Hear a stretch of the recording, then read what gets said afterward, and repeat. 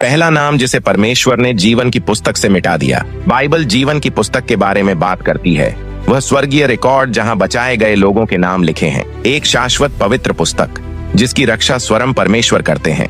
लेकिन लगभग कोई भी एक परेशान करने वाले तथ्य का उल्लेख करने की हिम्मत नहीं करता है। परमेश्वर एक संप्रभु न्याय के कार्य में उस पुस्तक से नाम मिटा सकते हैं। उस पहले नाम की कहानी जो मिटाए जाने के कगार पर था, पाप, मानवीय जिम्मेदारी और देवीय कृपा के बारे में एक गहरा सच बताती है। क्या आप जानते हैं कि यह कौन था?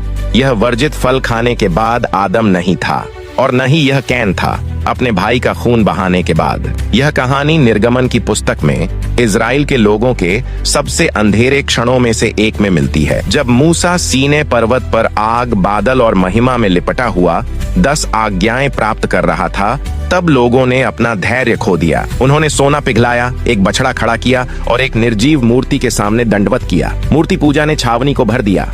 परमेश्वर का क्रोध इतना तीव्र था कि उसने मूसा को घोषणा की कि वह पूरे राष्ट्र को भस्म कर देगा। तब अब तक दर्ज किए गए सबसे साहसी मध्यस्थता के कार्यों में से एक हुआ। मूसा एक पवित्र परमेश्वर और एक विद्रोही लोगों के बीच खड़ा होकर अकल्पनीय शब्द बोला, यदि तू उनके पाप को क्षमा नहीं करता तो मुझे अपनी उस पुस्तक से मिटा दे जिसे तूने लिखा है। यह एक प्रतीकात्मक वाक्यांश नहीं था।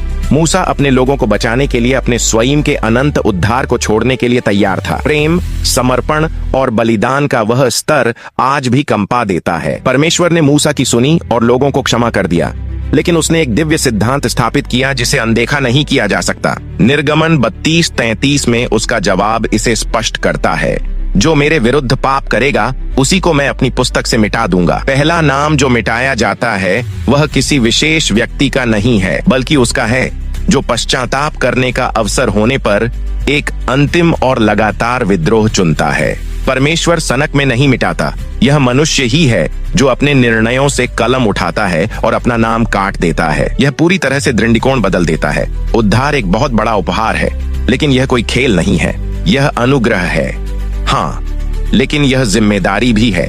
इस संदेश को सहेज कर रखें और हमें दी गई कृपा की गंभीरता पर विचार करें।